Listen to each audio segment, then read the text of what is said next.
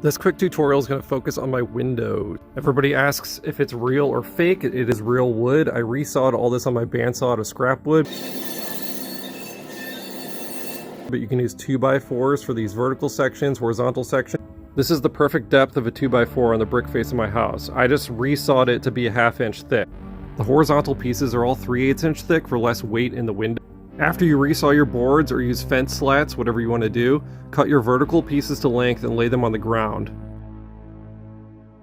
Separate them with a piece of scrap wood the proper distance. Laying my wood out and putting this is a 22.5 spacer because my window is 24 inches wide. Then you're going to distress all your horizontal pieces. You can put them in a vise and crack the ends off.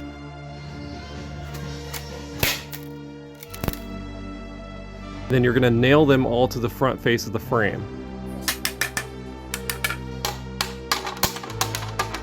If you have shutters like me, avoid spaces like this that poke out. That way it sits flush inside your frame. Use nails, brad nails, screws. Stain it however you want, add spray paint, drips, and make it look spooky. Mount it with a wreath hanger suction cup with some wire and some screws in the back.